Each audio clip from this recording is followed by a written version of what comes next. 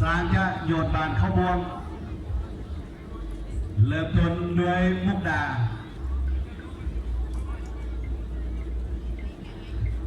บัวซี่เนาะบัวซี่ก่อน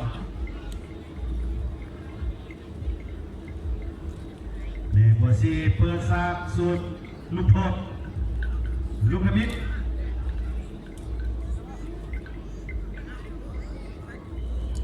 ยกฟองคณะขึ้นแล้วเข้าว้าวอย่างสวยงามต่อไปแม่มุกดา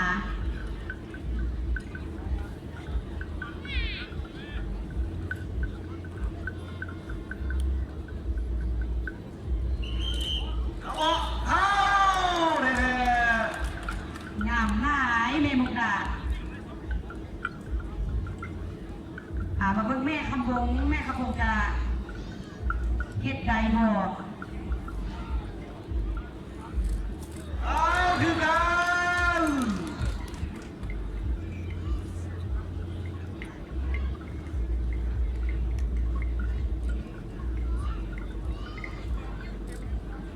ไอ้ใหญ่ไอ้บ่ครับโอ้เข้าล่ะโอ้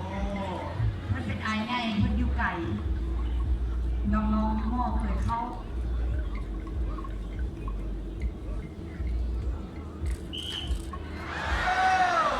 เกือบเข้า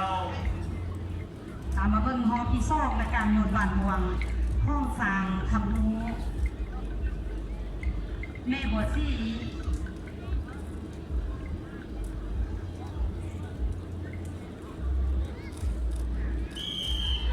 เก่งมากเข้าลูกพี่ซองสำหรับแม่บัวซี่แม่มุกดา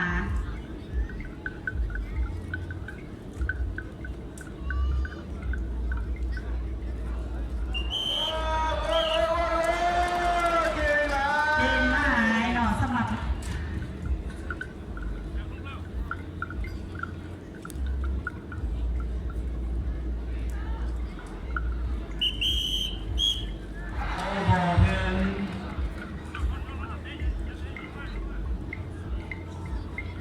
ไอ้ยังบอกคำเขาบอก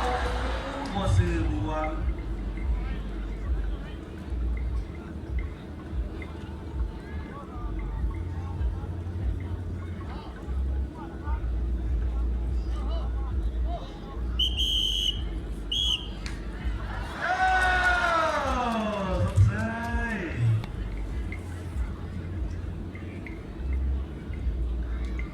พอพี่สามสำหรับการเลี้ยงบานดวง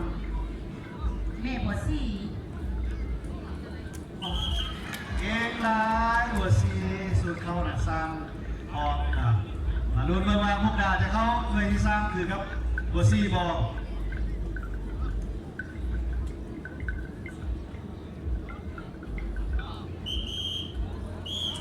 โอ้เก่งหลาย3ด้วยเขาปัดกับ3ระหว่างบัวซีและกับมุกดา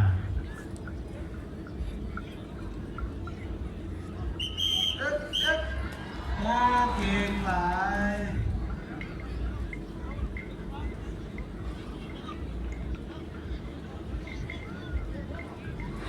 ย่อไอ้ใหญ่ปีนี้ถือว่าจะปอนเก่งนิดนึงแม่แล้วถ่ายตัวคำนี้บ่ได้จากน่วยเนาะ30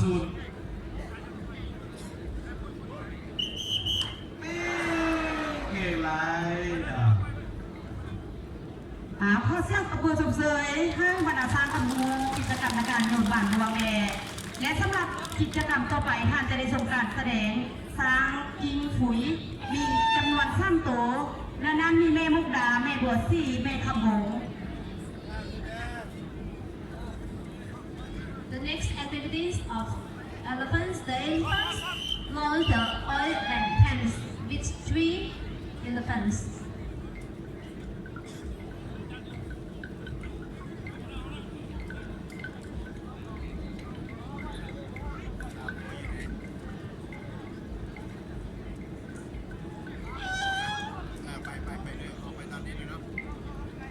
มาเป็นกิจกรรมในการยิงฝุ่ยเนาะ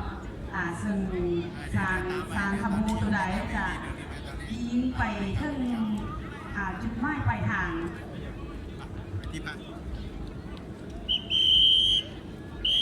เริ่มต้นการแสด